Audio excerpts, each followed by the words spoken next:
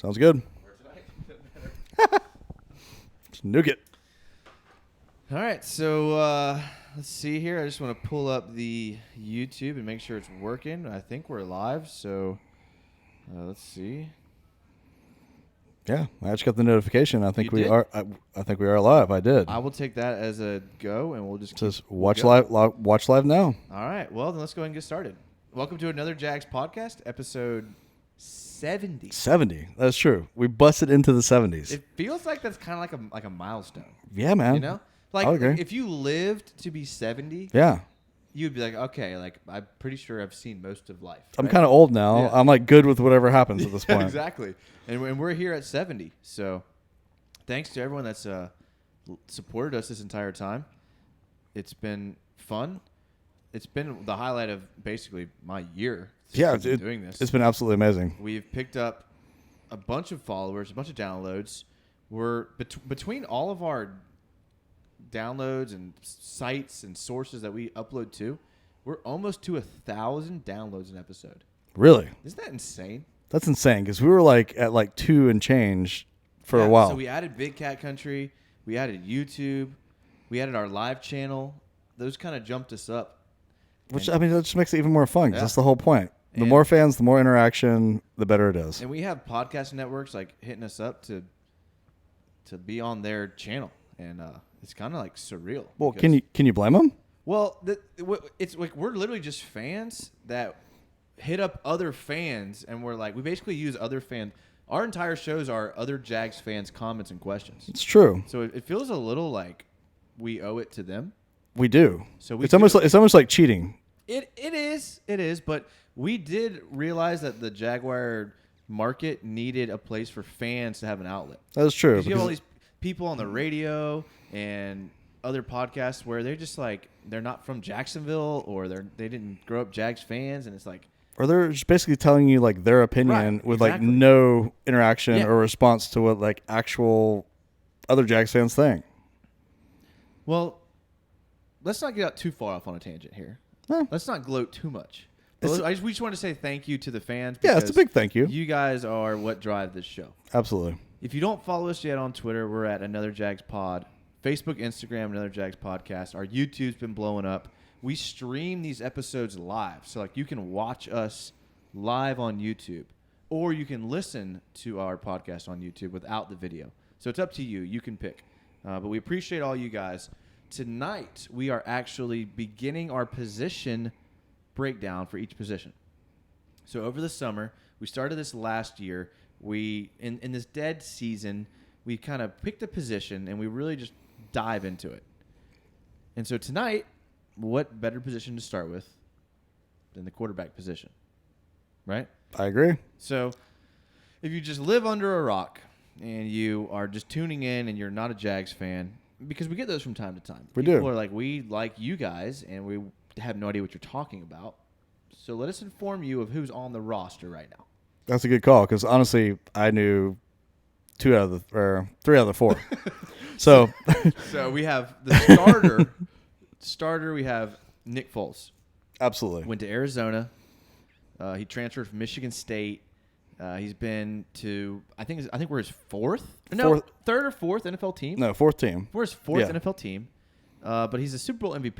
He He's is. got a Super Bowl, so it's not just some journeyman scrub. We have backup. We think we'll see. This is a question. We'll get to it later. We just drafted Gardner Minshew.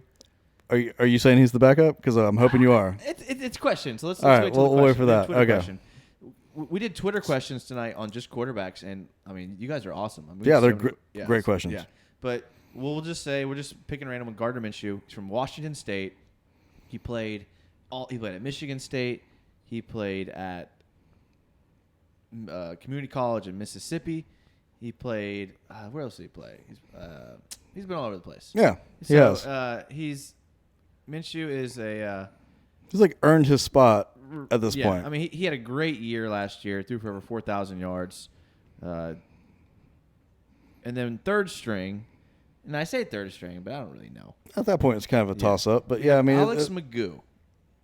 over Tanner Lee, huh? Yeah, I think it is. Tanner Lee's your boy, though. That was like the quick release, right? We're getting there. Let's not jump. All right. Let's just list the 4 then, and then all right. Alex McGough is a 4-year starter at FIU. Has over 65 touchdowns.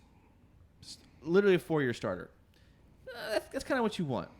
And I'm kind of jumping ahead here, but when I was doing my research on the quarterbacks, did you know that Butch Davis, Butch Davis. The U Butch Davis. Yes. Okay. Butch Davis, I kid you not, quote, Alex McGough is the best quarterback I've ever coached. Really? That's what he said. Does that not blow your mind? I didn't realize he even coached him. But on top of that, yes, that blows my mind that he would say that. I thought his name was McGow or maybe no, it's McGough. It was I McGough. watched enough. Fair enough. But so where did he coach him at? I think it was FIU. Wow. Because that's the one place he's been. So, because Butch Davis was the coach before, I don't know who's even there now. Was some guy, is it Cristobal? I don't even know. It really doesn't matter. Yeah, that's irrelevant. Yeah, okay. And then the 4-string, we're saying 4-string, Tanner Lee, drafted last year out of Nebraska. There's a lot to be said about that. But again, Honestly, that's for later on. Honestly, there's not. And I was doing research on tonight, and I don't think we're going to even talk about Tanner Lee. Really? Right. Here's what you need to know about Tanner Lee. He is known for having a quick release. That's the only according to J-Dog over here. If you watch his film, the only thing that stands out, his accuracy, average, pocket presence, average, footwork, average, ability to read the defense, average. But the dude gets rid of the ball like almost as fast as like any quarterback I've seen. That's true. I mean, it might be like 5 yards over the receiver's head and out of bounds, but yeah, he got rid of the ball. Like the ball gets from his chest to out of his hand, the quickest I've ever seen. And so we have a running joke here that he has a quick release. There's no pun intended there. He legit throws the ball really, like he gets it out of his hand quick. Do you think he got thrown into the fire last year and he had to have a quick release even more so than he wanted to because of what he was dealing with, man?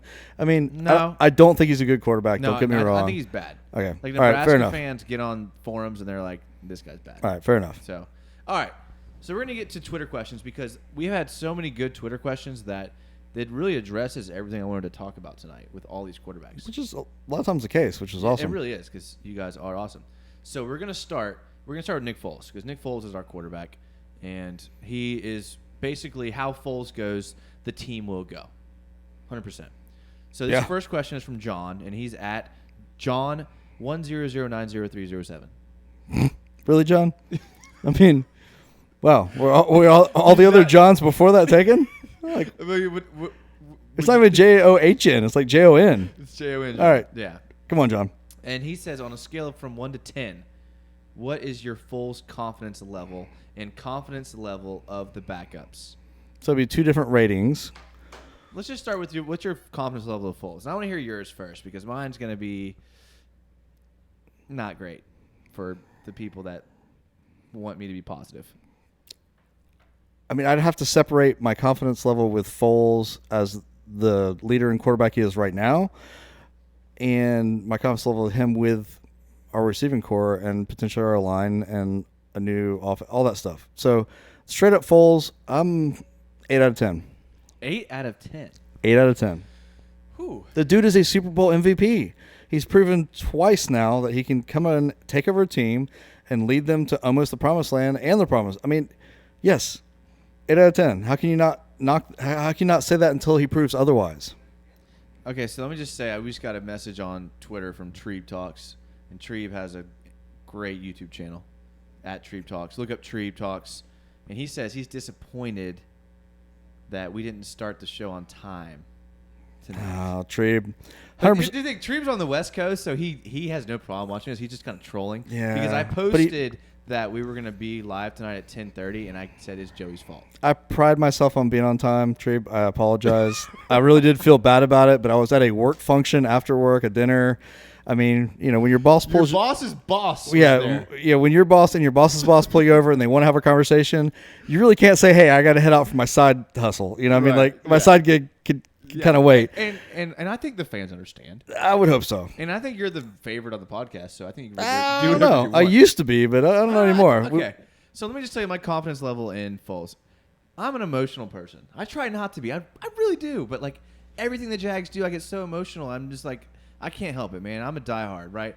When they first signed him to the $88 million contract, I was like, bad call, $88 million. And then I let it digest a little bit, and I was like, you know what?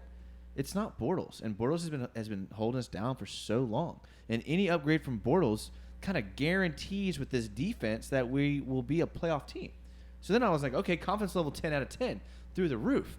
And then I started dissecting Nick Foles, and I noticed that every time he's the man, every time he's the starter, it's his team, he's dog poo. Yeah, but you're looking earlier on in his career. I mean, no, I'm not, man. No, you are. Look, when he hasn't had the opportunity to be the man in the past 3 years. That's true, but like he was kind of the man, like when he with last year with the Eagles. Like, okay, if Foles would have came out last season, the first two, I think it was 2 games, and he just like lit it up. Carson Wentz, I mean, he might not have gotten the job back. Yeah, but that team was falling apart. They were a disaster. Falling apart. They made it to the second round of the. Only because he came back in and rejuvenated them, man. They were not doing well with Wentz. All right, so he comes in. Foles comes in and he fills in for Michael Vick. Or Michael Vick gets hurt in 2013. He comes in and he plays great. Then it's his team in 2014. He's okay. Breaks his collarbone. Comes back. Tries to be the guy. Not the guy. Gets traded to the Rams. Not the guy. Gets benched for Case Keenum. Can't handle the spotlight. Goes to Kansas City. Is the backup. Fills in for Alex Smith and does pretty well. Goes to Philadelphia. Is the guy. Can't handle it. Loses his job to, I think, Sam Bradford. It's like every time it's his team, it's like he can't handle the pressure. But when he's a backup and there's no pressure, the dude excels.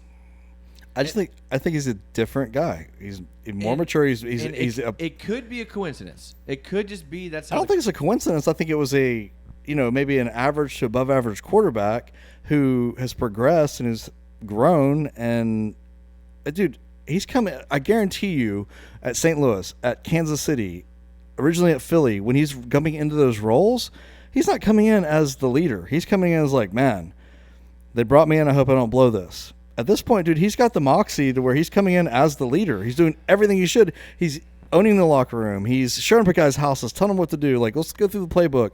He was not doing that at those other spots because mentally he wasn't there. Now he is. But look at these teams that he had.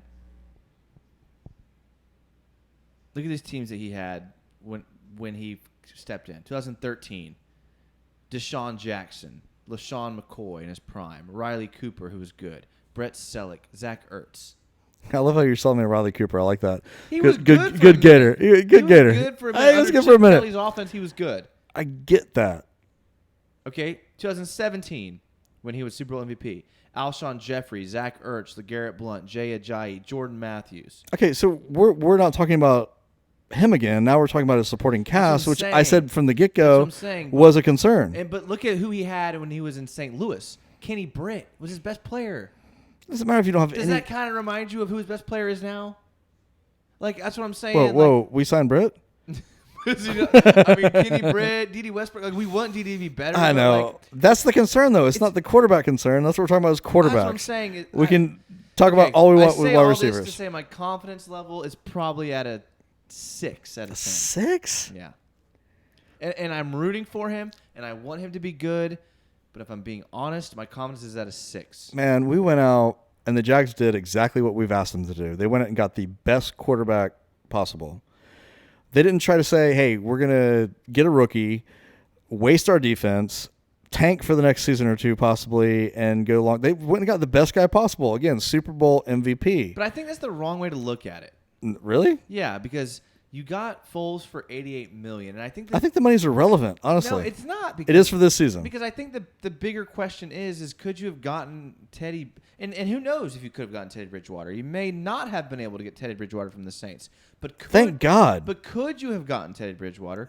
Could you have gotten Tyrod Taylor? And then could you have brought in a guy like Golden Tate? And could you have brought in a backup running back that is legit and could push Leonard Fournette for the spot? And could you have brought in a tight end that could, that makes a difference? So you'd be good going into the season with Teddy Bridgewater and Is Foles with no support as good as Bridgewater with a bunch of support? That's the only question that I think you could ask yourself. And that's why my confidence level is where it is. And I want Foles to be good, but that's an interesting question to ask yourself.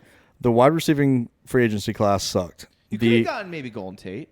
Okay, so he's been on like Even 4 if you would teams have in 6 gotten, seasons. Honestly, if you would have gotten a guy like Adam Humphries, like the Titans got. My point is, he's not good, but he's better than Rashad Green, and he's probably better than Keelan Cole. okay, but the free agency class was not good. Wide receiver or running back.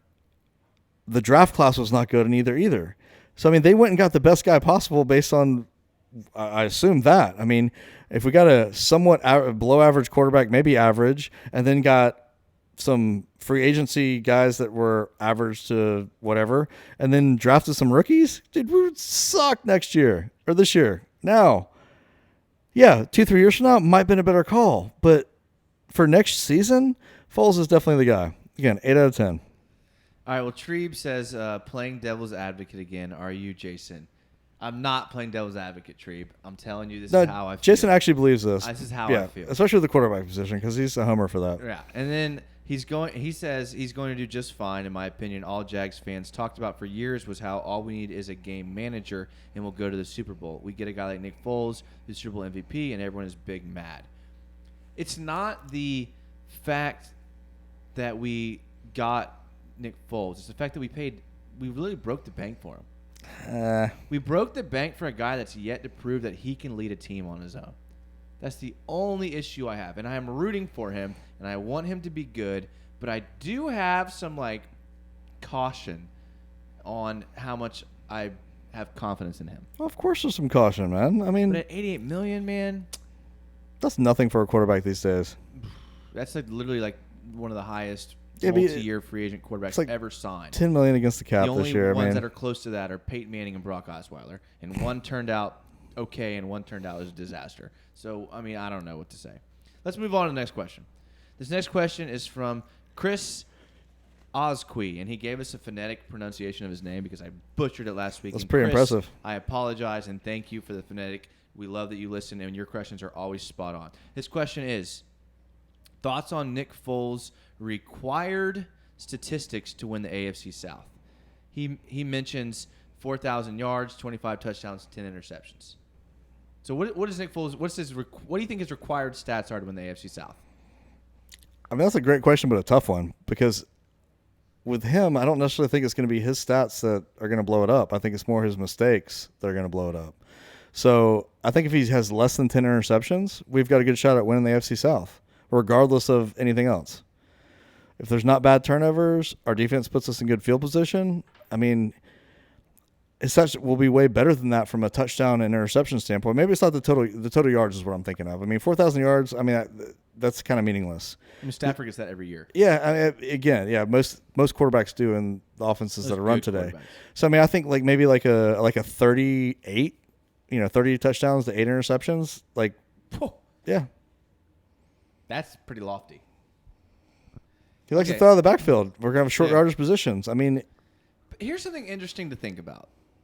And I'm glad I did my research because this stat, it was perfect for this question. Oh, good stuff. In 2014, he had a 13 touchdown to 10 interception ratio through 8 games.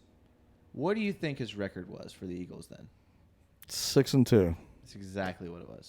Wow, didn't even know that stat. So would you take a 6? Yes, absolutely, and that's why overall numbers are they're so skewed, man. But it's about when you make the bad decisions, right? In a game. So, but would you be nervous if we're 6-2, but Foles has thrown 13 touchdowns and 10 picks? No, because the dude throws the ball. He does. His nickname. He likes to throw the ball. His nickname, BD Nick. We're a clean podcast, so we can't get into it. BD Nick. He's not scared. It doesn't come from literally his anatomy. It comes from the fact if you go back and watch the game film from the Super Bowl when the Patriots played the Eagles, dude, he'll chuck it. He passed up crossing routes that were wide open to take risks down the field. Now, that might have been their game plan because they were like, we can't do what the Jags did to the Patriots and play conservatively. But the bottom line is that he took chances, and he does it over and over again, and sometimes that translates to interceptions. So are Jags fans okay with Foles throwing interceptions?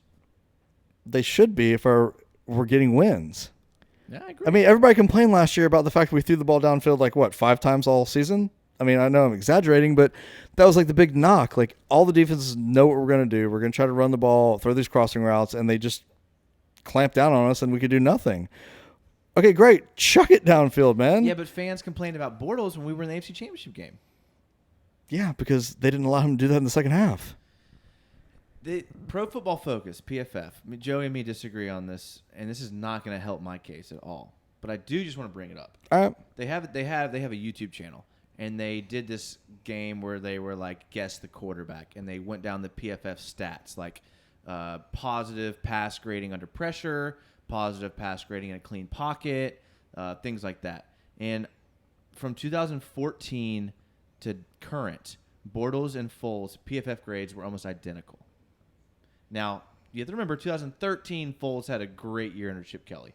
But his rookie year, 2012, he didn't. So we kind of call that a wash. But what PFF was saying through their next-level analytics was that they're kind of the same quarterback, but Nick Foles will have little runs where he plays well, where Bortles won't. That's where I have a problem with PFF, is because stats don't tell the whole story. Yeah, I mean, Bortles throws a pick six at an integral part of the game. Foles throws 40 yards downfield, and it gets intercepted, and they're tackled on their 10 and have to go the full length of the field to score. I mean, those are two completely different interceptions. Bortles was known for making bad decisions at the wrong moment. I like Bortles, but he did it over and over again. Foles, not so much. I mean, yeah, he might throw some picks, but dude, I think he makes better decisions. I think he throws a better ball. I think his receivers catch the ball better because of the ball he throws. I mean, it translates to a completely different thing altogether. I hope so. And Treeb talks about Treeb's talking about on our YouTube channel, on our live show that we have on our YouTube channel. If you search another Jags podcast, you can rewatch this. He talks about how they're an Alshon Jeffrey drop away from going to the next round. But that almost kind of proves my point that I was making earlier, where if you go back and watch Foles at the Rams, like, his receivers were so bad that they were dropping balls left and right. And if we look at Blake last year, how many bad passes did Blake have because the receivers dropped the ball and they got tipped in the defender's hands? I mean, there were a lot of those, but again, there were also balls that were not thrown in the right place. They weren't timed right. They were even to the right receiver because he didn't have the pocket presence to be patient or put it in a place where the receiver was going to be. He was throwing it to where the receiver was. I mean, I think that's a big difference with a mature, good quarterback. Okay, my only concern is, are we setting up Foles to be in the same situation that he was in with the Rams? Because look, it's very possible. Do you remember who his coach was when he was with the Rams? It was Jeff Fisher. Worst coach of all time. I mean, no. Listen, Jeff Fisher has yet to prove. He's not yet. He's not a coach anymore. But Jeff Fisher had never proved he could develop a quarterback. Yeah. I mean, Steve McNair was his best quarterback. Doug Marrone has never shown he can prove it to him develop a quarterback. Jeff Fisher is a guy who likes to win on defense and run the ball. Doug Marrone is a guy who likes to win on defense. Like, are we setting Foles up to be what he was in St. Louis? If we didn't bring in DeFilippo, I would say yes. You have to factor that in. I hope you're right, and I'm rooting for him. And I don't want Jags fans to think I don't believe in him, because I do. mean, Jason, I'm not arguing with you very hard, because everything you're saying is just be real. It is. It's a real possibility. And if this Nick Foles thing ends up falling flat on our face, then we would have been way better suited bringing in a guy like Bridgewater or Tyrod Taylor. Yeah, but you can't look hindsight before it even happens, man. Yeah. How can you not be happy the Jags went out and got the best quarterback possible when we already have one of the best defenses possible, and our offensive line is going to be healthy this year, and Fournette takes everything I have to say in my entire being to say that he's going to show up this year. Okay. And we've got rookie receivers that aren't rookies anymore. I mean, they did the right thing for this year. Okay, I'm with that, and I'm with you. I am. Now, whether that's the best thing for 2 years from now or 3 years from now, that could be bad, but it also could be good. Yeah. So I'm happy with the fact they gambled on the team, gambled on winning, and did the best thing they could for this coming season. All right, well, let's move on to this next question. This next question is from Terrence Hayes, and he's at Terrence L. Hayes. And he asks, could Nick Foles have a statistical better season than that of Blake Bortles in 2015 when he threw for 4,000 plus yards? I mean, that season was phenomenal from a statistical And standpoint. that was a lot of garbage time. It was. I pray we are not in that much garbage time. Again, I mean, I honestly don't care about his stats this year, other than are we winning? Right. Is he making good decisions, and are we winning? Could he? Yes. Will Yeah. he? I don't think so. And here's the only reason why. Because DeFilippo got fired for literally not running the ball. And we're coming in. And Filippo is now in an offense where we prioritize running the ball. So I don't know if he'll hit the 4K mark. But he could. And he could. But I don't think he will. Just because I think if Fournette is going to be a big part. I mean, DeFilippo even said in his latest interview, press conference, that the offense goes as Fournette goes. Yeah. And that's not something I would ever expect DeFilippo to say. No, and honestly, we don't want Foles to have gaudy numbers like that because that means we're playing from behind for the most part a lot of the time. Yep. I mean, again, I don't care about his numbers whatsoever. What I care about is that he's making good decisions at the right time, and the numbers play out how they play out. As long as we're winning, I'm good. All right, this is going to be our last question before we take a break. This question is from Mike Yazigi, and he's at Mike_Yazigi94. And Mike Yazigi sells houses, by the way. Oh, So good to know. I'm going to throw him a free plug. Wow, a free plug. And if you're looking to buy a house, hit up at Mike_Yazigi94, and he will take care of you in your home buying. Is he a experience. beaches expert, or is he a... He's an expert on every area. Okay, all right, Yeah. good to So know. if you live in Jacksonville, I know we have a lot of England listeners and people all over the globe, but if you're in Jacksonville, and I just bought a home, so I'm well aware of the home buying experience, and you want a guy like Mike on your side. Oh, good. Wow. But his question is, are y'all worried about the lack of good depth at quarterback behind Foles? He says, I know Jason loves Minshew, but if Foles gets hurt, I would be very concerned and would think the Jags do not win a game if Foles misses any time. Thoughts? I almost want Foles to get, like, minorly hurt in the second half of, like, one of the first 5 games so we can see Minshew come in, man. Dude. Are you concerned, though, at this point? About Who can't you be? I mean, why can't you be? You got... Of course you got to be. I mean, everything rides on Foles at this point. But, I mean, if he does go down and man-thighs Minshew comes in, I mean, dude, the guy, he can go through all his college statistics, but I love backstories, and I love somebody who wasn't necessarily the guy to begin with. I mean, look at Baker Mayfield. I mean, that guy walked on, transferred, and then won the Heisman. So Minshew's similar in the fact that he's just a winner. He's a baller. He plays his butt off. And dude, the guy's a specimen, man. If you listen to all the reports out of camp, it wasn't about the fact like, hey, this guy played at a small school or not a great conference or any of that. It was, dude, look at that guy, man. He is like put together like a beast. He's only 6'1", though. Still though, I mean, 6'1" and strong, I'll take that. All right, so let me ask you this question. Mike, to answer your question, yeah, I'm concerned. Well, of course, everybody's concerned. But this is what I ask you, Joey. You're playing pickup flag football, and it's the last pick for your team. You only get 1 pick left. Standing in front of you is Gardner Minshew, Chad Henne, and Cody Kessler. By the eye test? No. What you know, everything. Oh, you everything know. I know. Who are you picking as the last pick for your flag football team? Man, why you gotta put that on me? Chad Henne. That's messed up, dude. That's a painful question, man. I take Cody Kessler. All right, well. I think I take Cody. But I understand why he got released. His contract wasn't team friendly. I get it. But yeah, I mean, Magoo is a perfect practice squad guy. I mean, the dude can run the read option. He's mobile. He can extend plays. So I understand Minshew can too. Minshew makes the right reads. He's pretty smart. He can, he ran that air raid offense, which made him read defenses and make the right read. But no, I do not feel good. And I know we have some other questions coming up about like veteran quarterbacks if you want to add them. So we'll get to there in a second. But anything else you want to add about your confidence level and the backups? I think Minshew is a player's player, which goes a long way, especially if you're the backup coming in for a short period of time. Yes, if we need to rely on somebody like him for 4, 5, 6 games, I mean, we're done. But I do think he can come in and fill in for a game and a half, like spots. I think so. I think he can do that. He's got some fat thighs, that's for sure. Yeah. That's nice. All right, well, we got to take a break. We are obligated because we're on like these bunch of podcast networks now, and they all make us put ads in. The man's holding us down.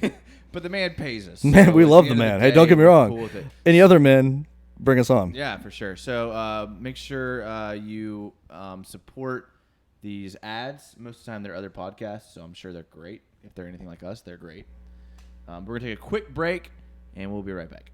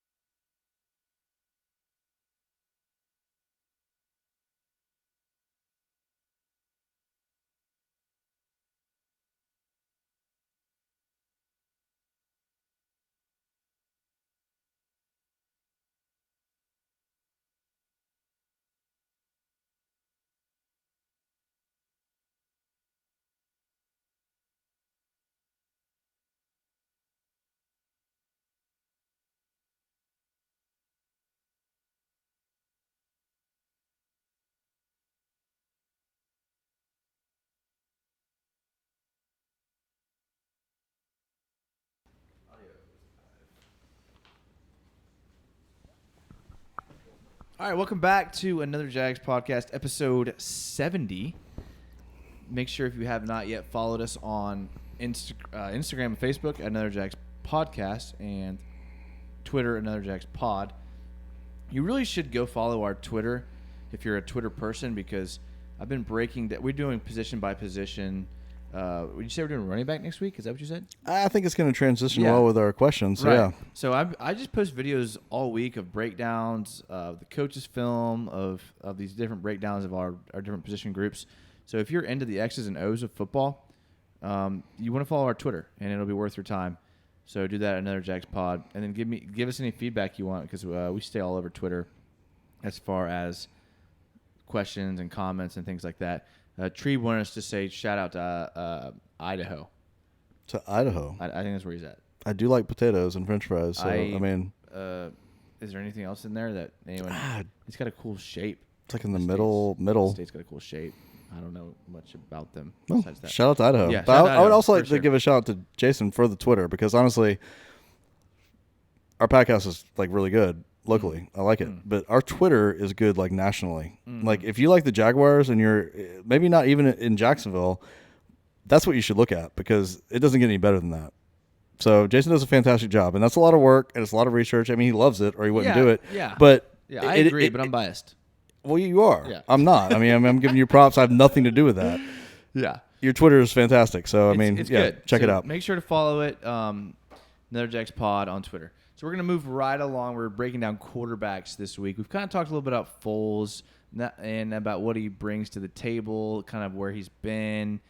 But now we're going to kind of transition a little bit to the rest of the roster and who we have as far as quarterback. And then this next question comes from Ryan, and he's at RyanDTWD. And he says, who do you think will win the backup job? He says, will we reach out of the organization if Minshew doesn't pan out? I mean, it's Minshew. I don't think there's any doubt about it. I mean, I think a lot of times there's those questions. There's like, are we going to pick up somebody else? Maybe one of the other guys will win the battle for the second spot. But I mean, dude, it's Foles and Minshew. That's what we got. That's what we're going into. I mean, we're going to have our practice squad guy. I don't see them keeping 3 quarterbacks like on the active roster. I mean, one guy's going to be a practice squad guy when game times come around. And dude, look at the free agency list right now. I mean, I can read it off. But who's there? Like, let us know. I mean, come on. Who's there? Because I don't All know. Right. Well, okay.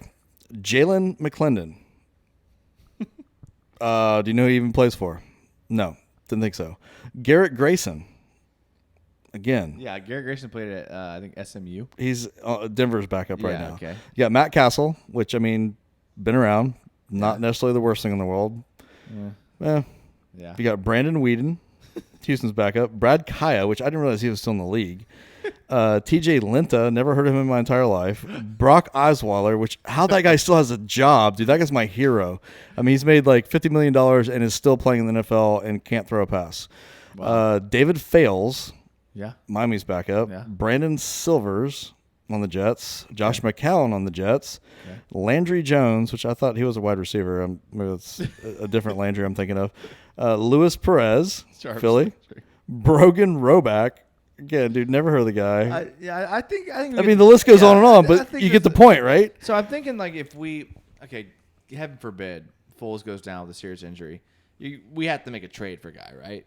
Absolutely. Yeah. But that's with like any team in the NFL. If their starter goes down, there's like Tyrod Taylor's a solid backup. Tannehill's a solid backup. Teddy Bridgewater's a solid backup. Okay. They're out there. I mean, I don't think we have one. But for the most part, outside of Foles at Philly, most backups are not going to lead your team to a Super Bowl championship. Unless you're Nick Foles. Exactly. He's the guy. Okay, well, I'm there. So I guess we'd say, to answer your question, I think I'm with you. Minshew will take the backup job. I think Magoo is the practice squad guy because the dude can actually run the read option really well, and the guy is really mobile and he extends plays, and I think that's what you want in a scout team quarterback. Yeah, the coaching staff love him. From what they said, he obviously is not starter quality, but he's never really gotten a chance, honestly. Yeah. Like he played I was watching his NFL highlights from last season, and he only played in garbage time for the Seahawks. He came in the fourth quarter with like 5 minutes left, in like the last preseason game. So like he never really got a fair shot. I would like to see Magoo get a fair shot in our preseason. I kind of hope he does. Well, I think he will. You heard it here first. Jason saying that he's going to beat out Minshew for the backup job. I didn't say that. I'm saying I'd like to see him get a fair shot at some solid competition, just for his own highlight film's sake. I mean, well, heck, Ben, if he's going to get a fair shot, it's on our team because we're thin. We are thin. Yeah, I agree. So size-wise, though, isn't he like a little bit undersized? Magoo? Yeah. Oh man, I don't know. Actually, he's like 6'4", yeah, he's 6'3", 212. Yeah, not bad. Yeah. I mean, he's solid size guy. Yeah. He's 4-year starter at FIU.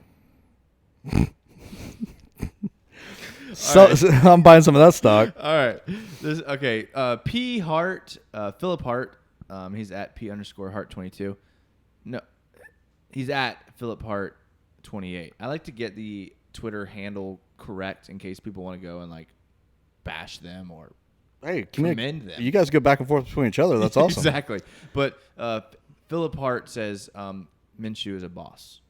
I agree. I think we're all with you there, Phil. I mean, there's no doubt that he doesn't have the moxie, man. I mean, he's got that it thing that you got to have at that position. Absolutely. Now, whether he is gifted enough to be able to do it, I mean, nobody knows that, but at least you got somebody as a backup that's not just that guy holding the clipboard that nobody respects or likes or has really proved much. I mean, I'm kind of excited to see him there. I mean, can you wear like jean shorts in the NFL?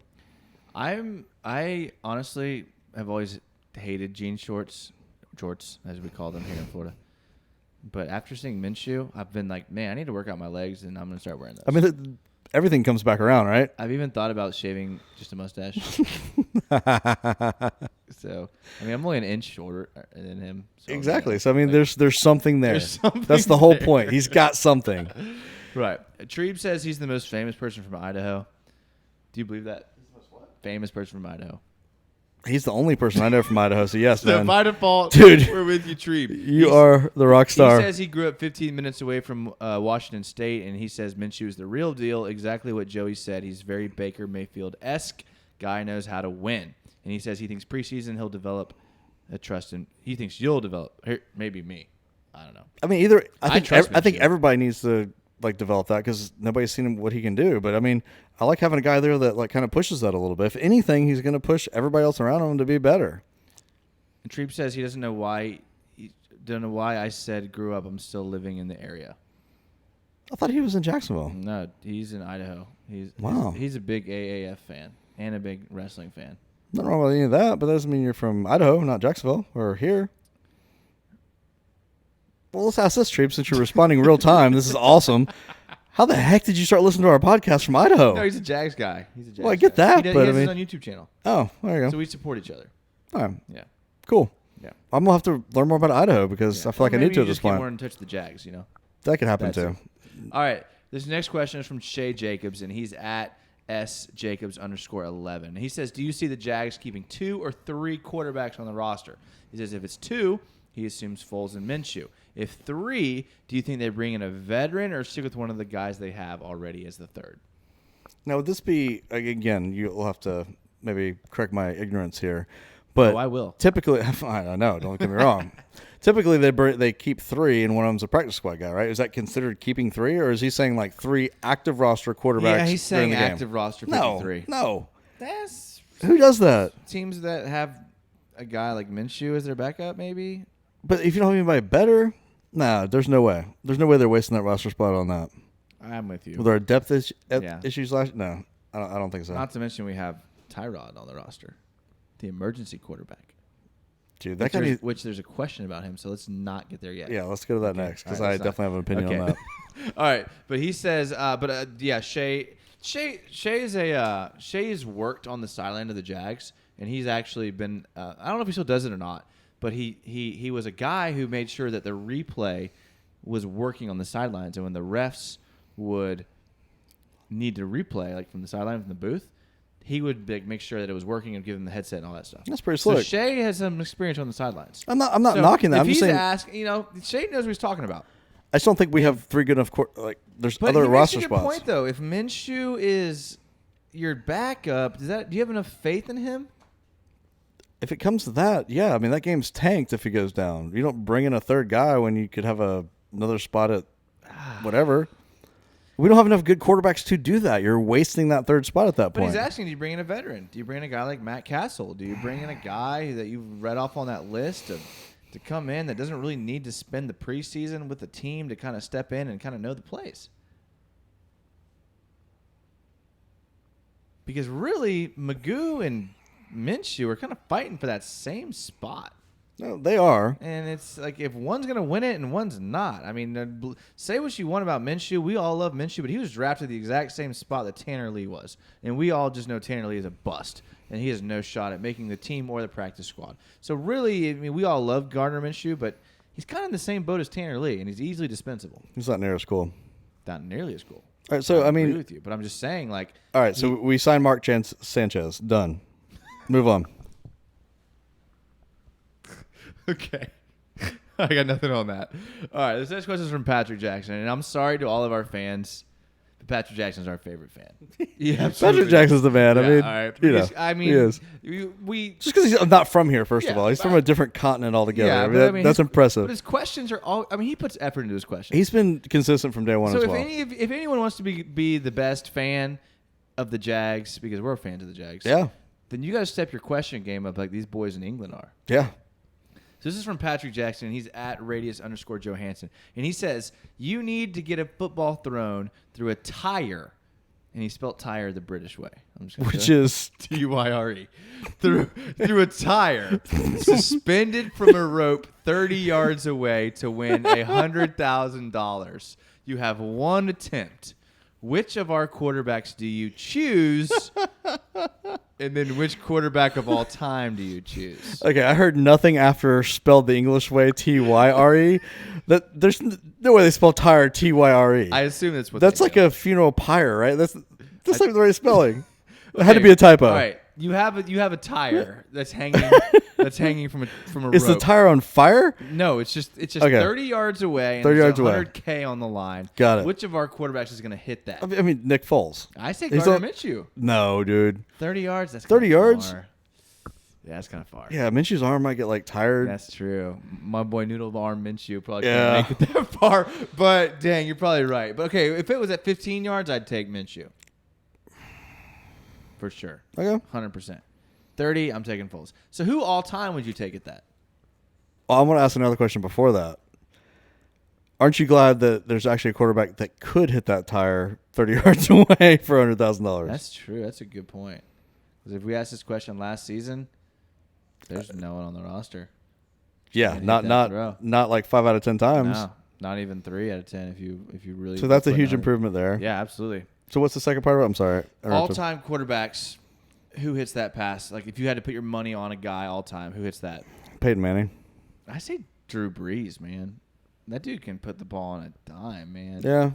Peyton I mean- Manning was good, but I mean, You really can't go wrong with either one of those. but what I mean, made Peyton Manning special is ability to like read a Yeah, that's defense true. and call an audible pre-snap. No, I mean, don't get me wrong, he had a great arm, but give me a guy for his accuracy, and the first person I think of is Drew Brees. Now, granted, I didn't start watching football seriously until like 1999. yeah, I mean, obviously we're not. So I mean, you could get into Steve Young, you Joe could get into Montana. guys like that, and then you could probably be right.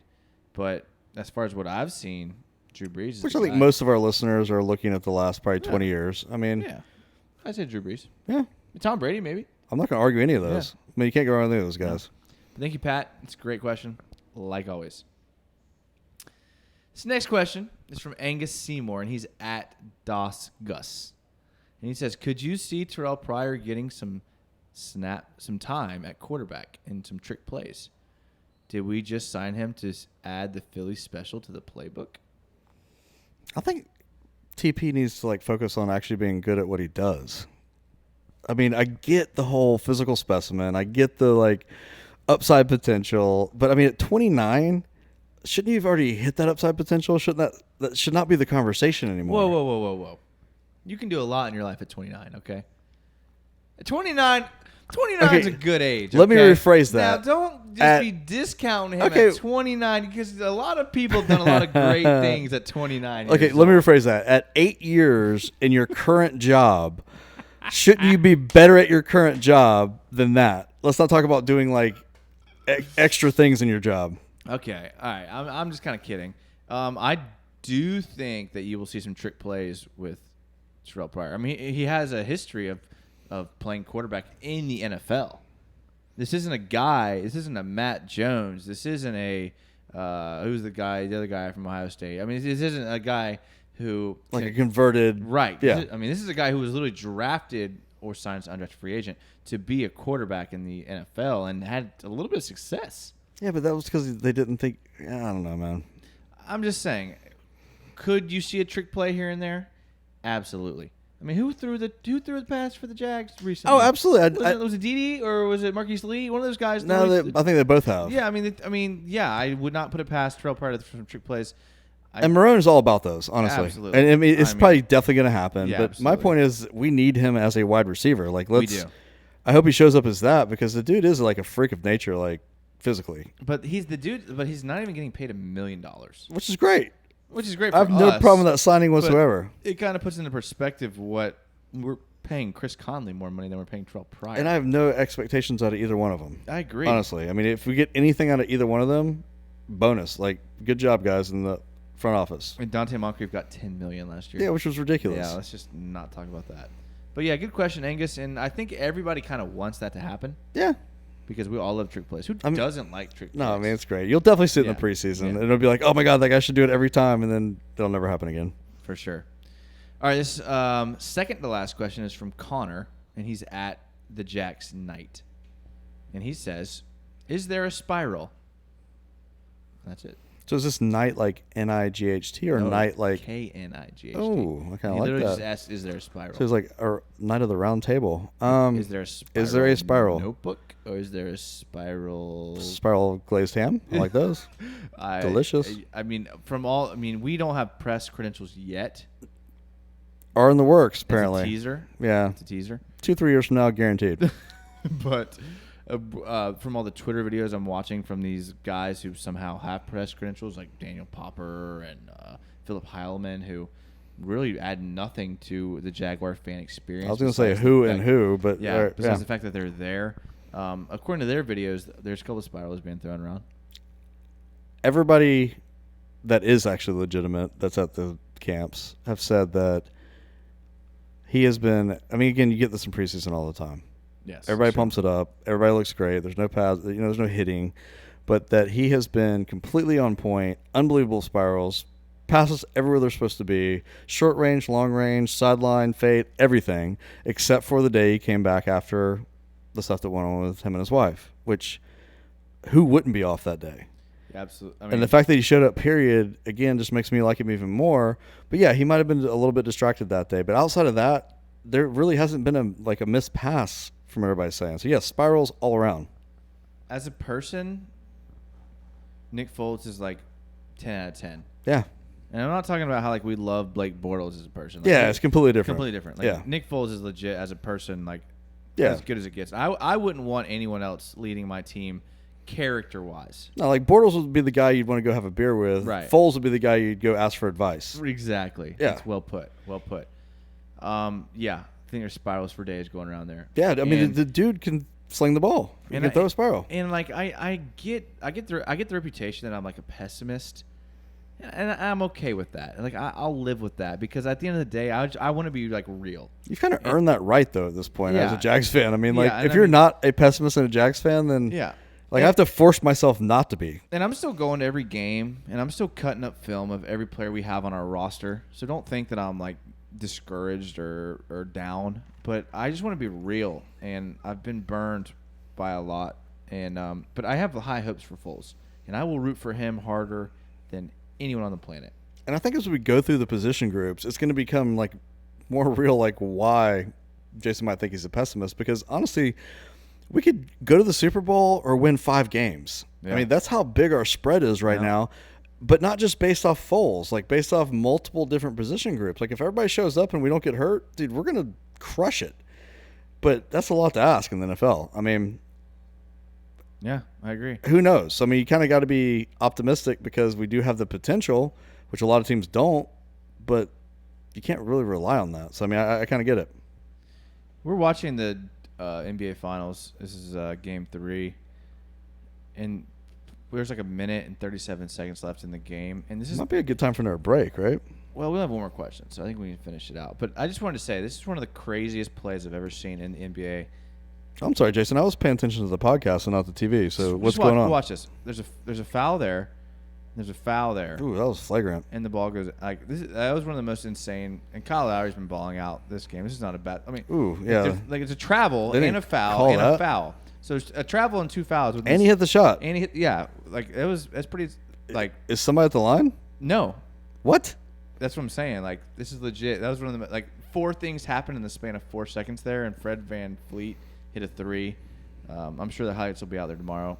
Congrats to Toronto on the win.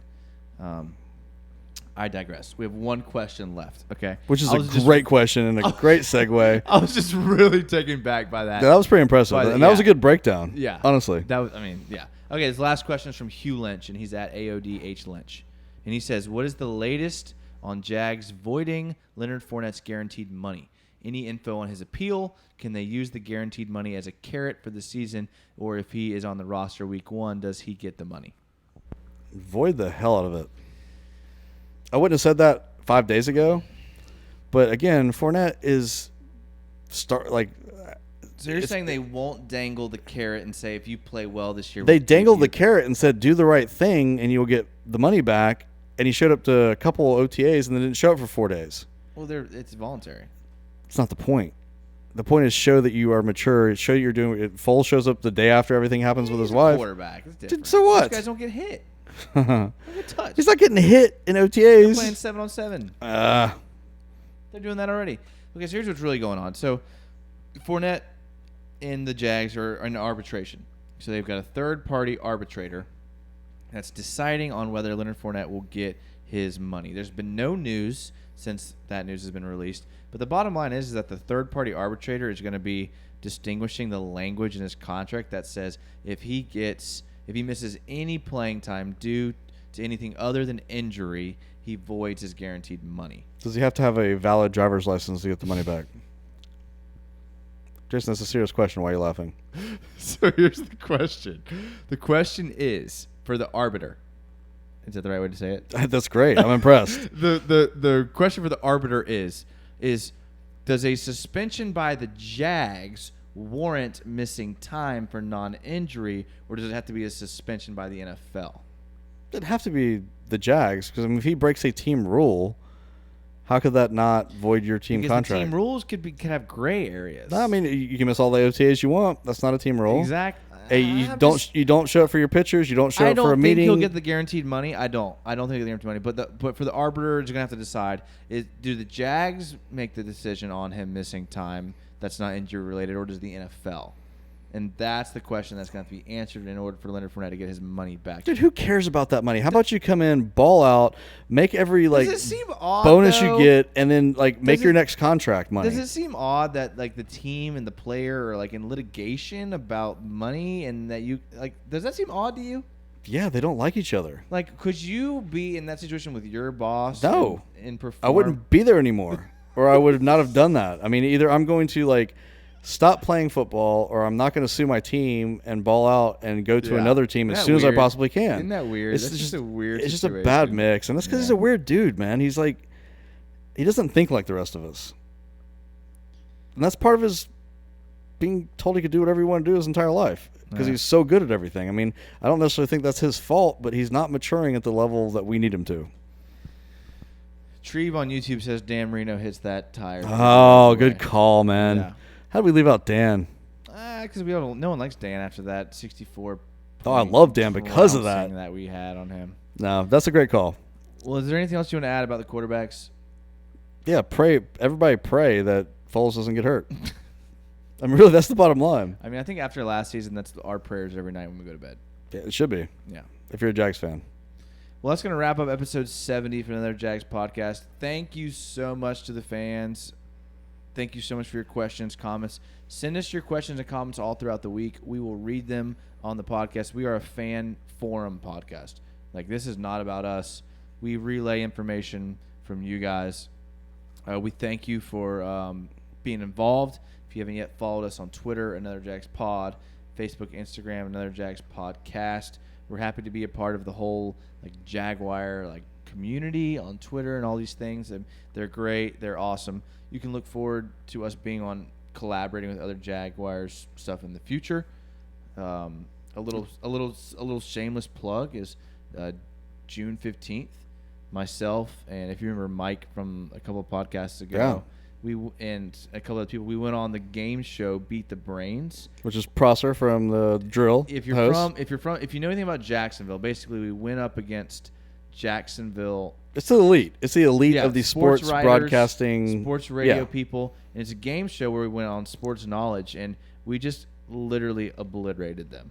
Which is impressive, man. I was not a part of that, and this is JP Shadrick. No, this is Hayes Carline. It's their A team. This was it, and we're gonna post a video on our Twitter on June 15th when it comes out. But we obliterated these guys. And I will say, I doubt Prosser is listening, but I do have to say that he stood up to his word.